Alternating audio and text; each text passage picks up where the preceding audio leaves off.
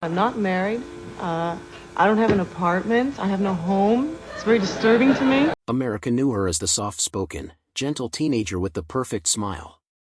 Week after week, millions tuned in to watch her strum a guitar, deliver quiet one-liners, and bring a comforting innocence to the chaotic 1970s. To viewers, she was untouchable, America's sweetheart, the girl next door, the symbol of a simpler time. But behind that warm smile, behind the carefully crafted image, behind the flawless hair and perfect posture, Susan Dey was unraveling in silence. At just 19 years old, she weighed only 92 pounds. Her daily meals weren't really meals at all, they were carrots. Only carrots. She ate them to stay thin, to stay perfect, to stay employable. The pressure that built her fame was the same pressure that nearly destroyed her. Her skin slowly began to change color, turning a faint, haunting shade of orange from the beta-carotene overload. The wardrobe team tried to hide the sharp bones that peeked through her clothing. The producers whispered behind closed doors. But no one asked her the one thing she desperately needed to hear: "Are you okay?" And then came the emotional blow that stayed with her for the rest of her life: David Cassidy. The co-star she adored, the boy she quietly loved, the person she trusted more than she admitted even to herself. In 1994, decades after the show ended, he betrayed her in a way she never saw coming, revealing her most private feelings to the world. Today, at 72, Susan lives alone on a quiet farm. No red carpets. No interviews. No Hollywood friends. She hasn't spoken to the industry in over 20 years, and the real reason she walked away is far more heartbreaking than anyone ever understood. Susan Dey was born on December 10, 1952, in the small, slow-moving town of Pekin, Illinois. With just around 30,000 people, it was the kind of place where neighbors waved to each other from porches and where evenings ended early. Cornfields stretched across the horizon, and rusty railroad tracks split the land in quiet, familiar lines. Life in Pekin wasn't glamorous, but it was stable, grounded, and filled with simple routines that shaped Susan's early years. Her father, Robert Dey, ran the local newspaper. Their home was filled with the scent of ink, the sound of typing, and conversations about deadlines, editors, and stories happening in faraway places. Her mother, Ruth, was a nurse, a woman whose days were filled with long shifts, kind gestures, and acts of compassion that stayed with her daughter forever. Their home wasn't wealthy. There were shared rooms, careful budgets, and hand-me-down clothes. But what they lacked in money, they made up for in warmth, curiosity, and encouragement. At just 5 years old, Susan stepped onto a tiny church stage to recite a poem about family. The applause wasn't loud, but it was sincere. Her father leaned down and whispered, "Someday, you'll be on a real stage." She held onto those words like a secret gift. She and her sister Leslie often visited the public library, flipping through Hollywood magazines and circling faces like Audrey Hepburn, wondering what life must be like beyond their quiet Illinois town. There were moments in those early years when Susan felt a strange pull towards something bigger, something outside the predictable lines of small-town life. She didn't know what it was, but she knew she was meant to go somewhere, to be someone. But before she ever stepped in front of a camera, tragedy would reshape everything she believed about strength, love, and survival. In 1961, when Susan was just 8 years old, her world changed in a way no child could ever prepare for. Her mother, Ruth, fell ill with pneumonia, a sickness that seemed like it would pass, the way winter colds always did. But this time was different. One day her mother was there, smiling softly as she returned from work, and the next, she was gone. The suddenness of the loss hit the family like a shockwave. The house fell silent in ways Susan had never felt before. The comforting hum of her mother's voice disappeared. The sound of her footsteps, her laughter, her gentle care, they were gone, leaving behind a hollow space that nothing else could fill. For a child in elementary school, grief is confusing, heavy, and isolating. Susan didn't cry loudly or fall apart in front of others. She folded into herself, becoming quiet, observant, and guarded. Her father tried to stay strong, working long hours at the newspaper, balancing responsibilities he'd never expected to face alone. Susan, still just a child, stepped into a role far beyond her years. She helped look after her younger siblings, making sure they ate, making sure they got dressed for school, trying to keep the home from breaking under the weight of loss. The death of her mother formed the emotional blueprint she carried into adulthood. It shaped the silence she often retreated into, the stillness in her eyes, the strength she carried even when she felt fragile. She rarely talked about it publicly. She rarely shared how deeply it affected her. But those closest to her always said the same thing: that moment changed her forever. The world saw her as calm, composed, and graceful. But that grace was forged in heartbreak. And the grief she carried quietly through childhood would later influence the choices she made, the relationships she guarded, and the walls she built around her heart. A year after losing her mother, the rhythm of Susan's life shifted once again. Her father remarried a woman named Gail, someone very different from the traditional image of a strict or distant stepmother. Gail was warm, observant, and surprisingly intuitive. She noticed things others missed: the way Susan carried herself, the soft beauty in her expressions, the natural poise she had even as a teenager. When Susan turned 12, Gail began encouraging her and Leslie to participate in more family photographs. But these weren't just keepsakes for a family album. Gail had a bigger idea forming quietly in her mind. She believed Susan could be something more, someone who belonged in magazines, someone who could touch the world beyond Illinois. In 1968, after reading an article in 17 magazine about modeling opportunities, Gail took a bold step. Without telling the girls at first, she gathered some of their photos, placed them in an envelope, and mailed them to the Eileen Ford Agency in New York, one of the most prestigious modeling agencies in the world. Weeks later, the phone rang. Both Susan and her younger sister Leslie were accepted. In one moment, everything changed. That same year, the family relocated to Thornwood, New York, after their father accepted an editorial position at the Standard Star. The move was jarring. Gone were the cornfields, the quiet streets, the familiar voices.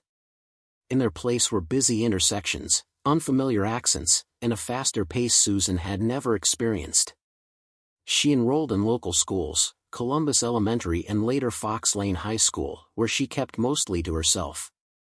Her tall, slender frame made her stand out, and her Midwestern accent became a target for teasing. Still, she pushed forward, joining drama club, trying out for small roles, and participating in school plays. Her appearance in The Wizard of Oz as a munchkin might have been small, but to her, it was a beginning. The seed planted years earlier was finally starting to grow. By the end of 1968, modeling stopped being a dream and became a reality. Susan's fresh, natural look was exactly what advertisers wanted. She began appearing in 17 magazine spreads and quickly picked up work for big brands. Her poise and calm presence made photographers gravitate toward her. She even shot an early CoverGirl advertisement, something many young models could only dream of. One of her earliest and most unusual jobs was posing for a booklet called Getting to Know Yourself, a publication designed to teach young girls about menstruation, something still considered taboo at the time. She was paid $50 for the shoot, which felt like a fortune to a 15-year-old. More importantly, that booklet found its way into thousands of girls' hands across the country. It wasn't fame, not yet, but it put her face into circulation and made agencies pay attention. Soon, she and Leslie were sharing a small apartment in Manhattan, juggling schoolwork with castings and photo shoots. They booked catalog jobs together, sometimes even working for Sears and earning $200 a day. But the closeness of their careers created tension. Agencies compared them constantly. Who booked more jobs? Who looked more photogenic? Who had more potential? In the world of modeling, competition wasn't just encouraged, it was expected. Each week, they were weighed, measured, and critiqued. Too skinny. Not skinny enough. Too clean. Needs more edge. These comments seeped into Susan's mind. She learned quickly that the industry cared less about who she was and more about what she looked like. The pressure to maintain a perfect 24-inch waist crept into her life like a shadow. She began skipping meals. She became hyper-aware of every inch of her body.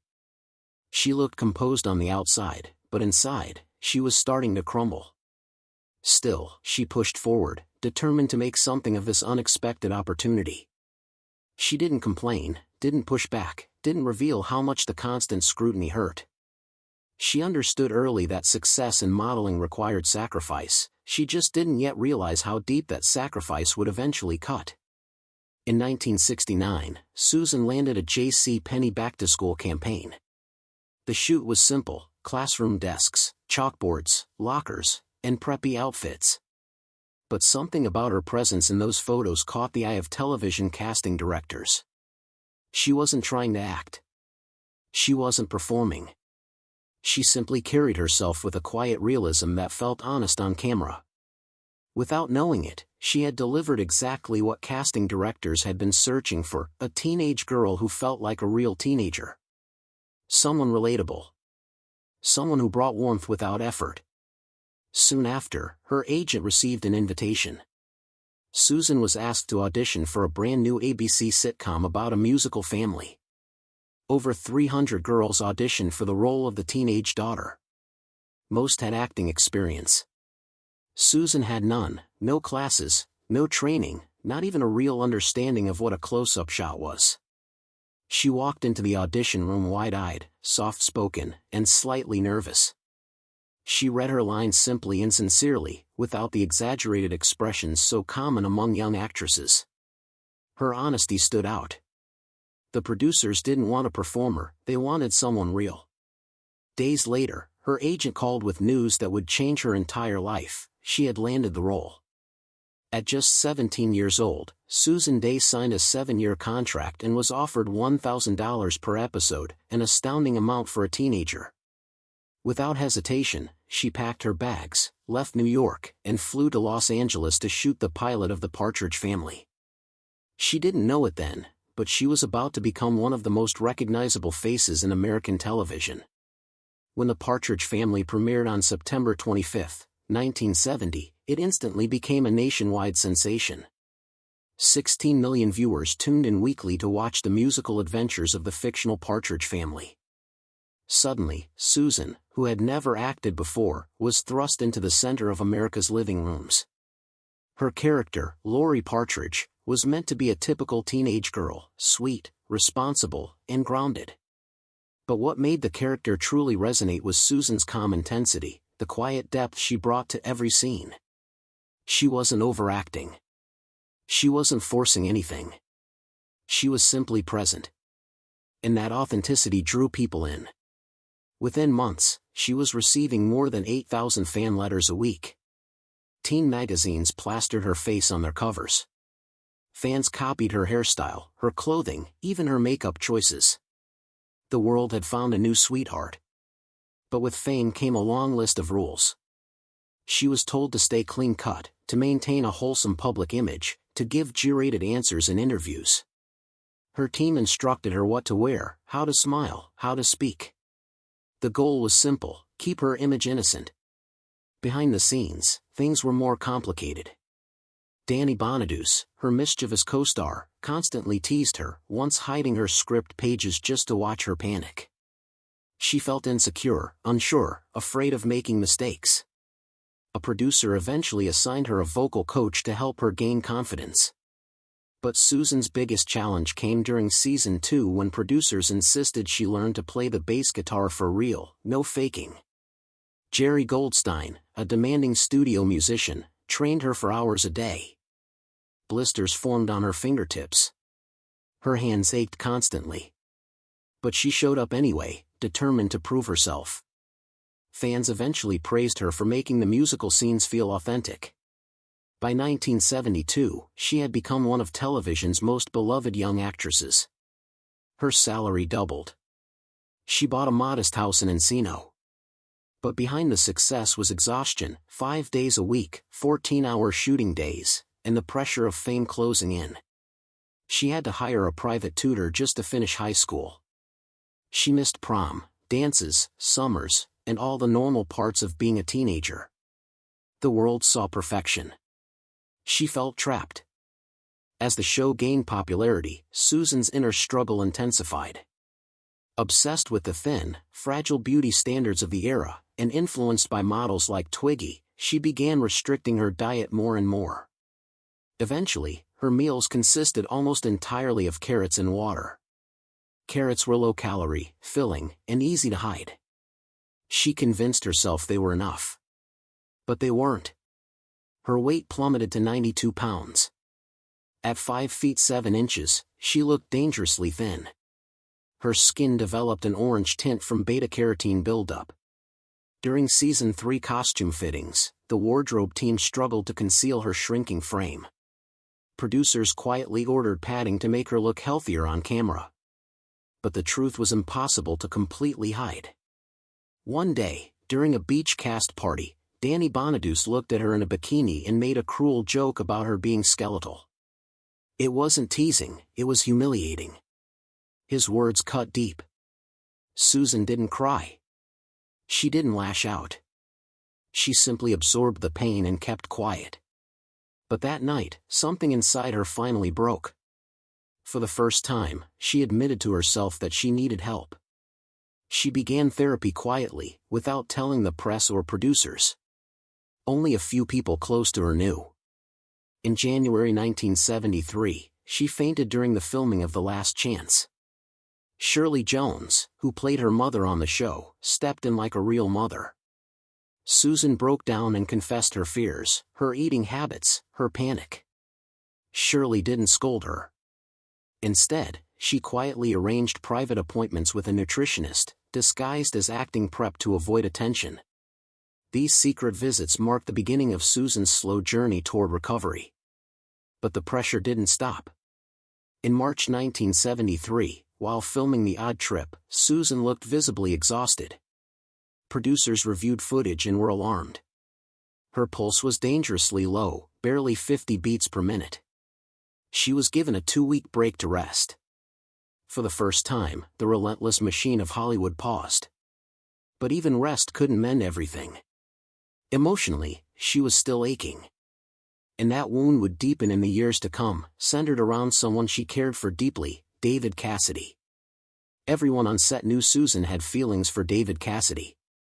It wasn't dramatic or obvious. It was quiet, gentle, and deeply genuine. She admired him, trusted him, and felt connected to him in ways she didn't fully understand as a teenager thrown into sudden fame. But there was one problem: the network forbade any romantic involvement between the two. Their image depended on keeping things clean and family-friendly. Their chemistry had to remain platonic for the sake of ratings. So Susan kept her feelings hidden, locked away behind her composed exterior.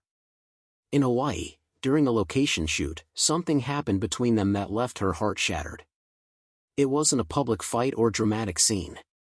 It was private, so private that she never fully shared the details. But those who were there said that moment broke something inside her. Years later, long after The Partridge Family ended, after the world had moved on, David Cassidy published a memoir in 1994. In it, he revealed Susan's private feelings for him, exposing the vulnerability she had kept hidden for decades. She never forgave him. To her, it wasn't just a betrayal of trust. It was the shattering of a piece of her youth, something innocent, something meaningful, something she had cherished quietly and privately. That betrayal stayed with her. It deepened her mistrust of Hollywood. And it played a major role in her decision to eventually disappear from the spotlight forever. By the mid-1970s, the shine of The Partridge Family began to fade. Ratings dropped. Storylines began repeating.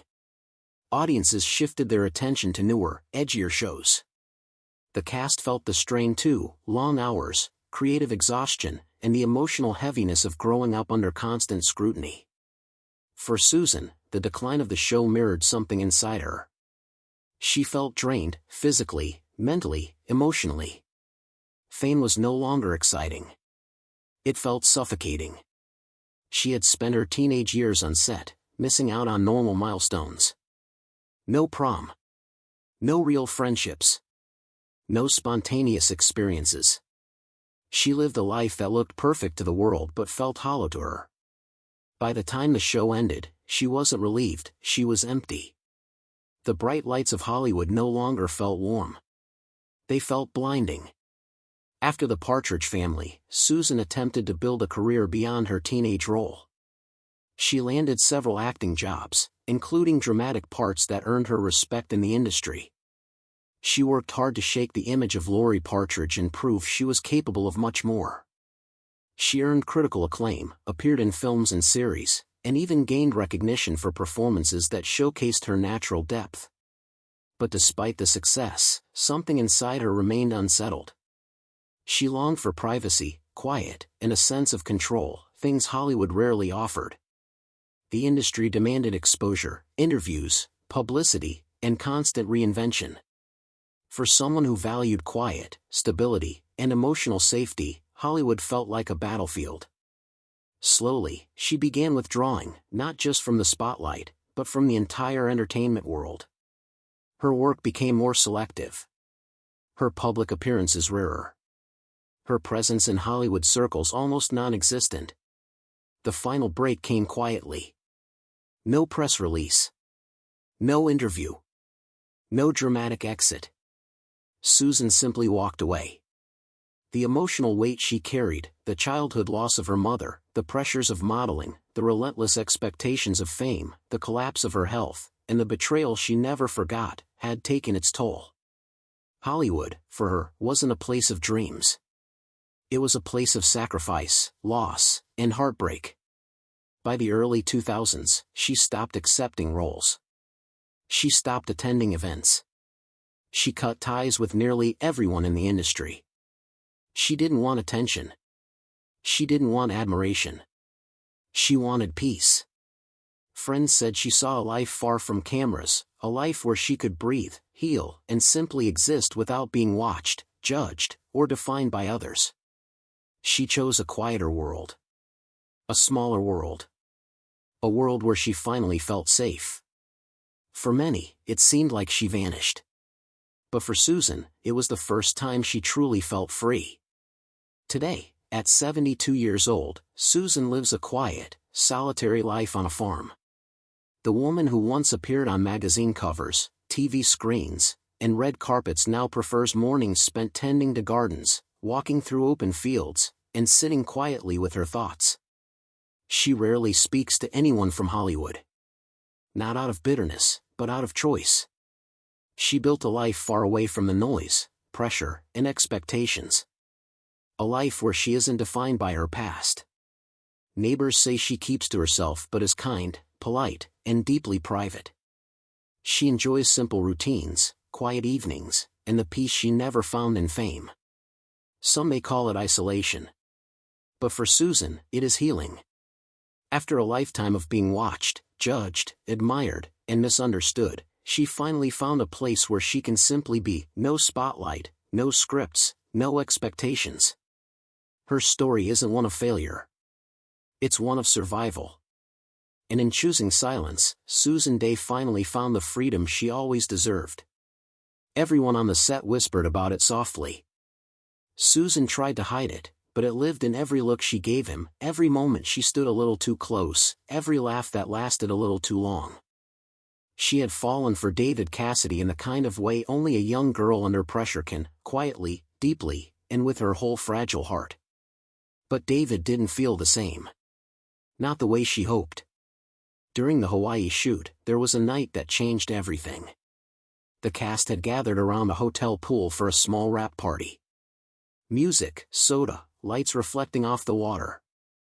Susan stood in a blue dress, watching David talk to another girl, a dancer from a nearby production. She watched as he leaned in close. She watched as he laughed in a way he never laughed with her. And then she saw it. He kissed the girl. It wasn't long. It wasn't dramatic.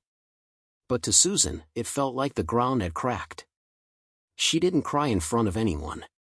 She slipped back to her room, locked the door, and sat on the floor with her back against it. She didn't call anyone. She didn't scream. She just let the hurt burn through her silently, the only way she had ever learned to feel. The next morning she came to set early, makeup on, hair perfect. She didn't say a word to David except what was written in the script. And for the first time, she realized something: Hollywood didn't care about her heart. It only cared about her performance. That realization stayed with her. It changed her. It hardened her. By season 4, the Partridge Family wasn't the innocent show it had once been. Fame cracked everyone differently. The set felt heavier, the smiles more forced, the laughter shorter. Producers kept demanding more. More charm. More interviews. More perfect smiles. David Cassidy was tired of fame. Shirley Jones was exhausted. Danny Bonaduce was spiraling. And Susan, she was quietly unraveling. She had learned how to fake calm so well that no one questioned her anymore. She woke up, filmed scenes, posed for photos, kept her weight in check, kept her voice soft. She was everything Hollywood needed her to be. But inside, she felt like she was disappearing. She wrote in her journal at the time, "Everyone knows Lori Partridge. No one knows me." That line became a truth she carried for years. The show was slipping in ratings. Teen shows came and went fast in the 70s. The world had moved on. Music was changing. Television was changing. And the Partridge Family felt like a relic of something simpler. During the last season, Susan barely recognized herself. She was older, more guarded, more aware of the world's sharp edges. Fame had taken her childhood, her innocence, and most of her confidence. What it left behind was a girl who had learned to protect herself by staying silent. When the studio finally announced the show's cancellation, everyone expected relief. But for Susan, it felt like someone had cut the last thread holding her up. For 5 years, the set had been her entire world, her family, her routine, her breath. Suddenly, it was gone. And without it, she didn't know who she was. When the Partridge Family ended, David Cassidy immediately moved on: concerts, interviews, a new career path. Danny dove into chaos. Shirley booked new roles. Everyone found something. Everyone except Susan. Her agent told her to prepare for a transition. But the roles coming in were all the same: pretty girl, quiet girl, the innocent type. She didn't want that anymore. She wanted to act, not pose. But Hollywood didn't care what she wanted. Worse, she learned something that shattered her. David Cassidy had written an interview for a major magazine. He described their on-set dynamic. He described her crush. But the way he talked about her, dismissive, cold, almost mocking, cut her deeper than anything. She read it alone in her apartment. And that was the day she swore she would never let Hollywood tell her who she was again. Leaving Partridge wasn't enough. Susan needed to rebuild herself from scratch. She took acting classes, real ones. Hard ones. Ones where no one cared that she had been on TV. She learned to use her voice differently, to let emotion show, to drop the perfection she had been forced to carry. Slowly, she started getting roles, smaller ones, grittier ones.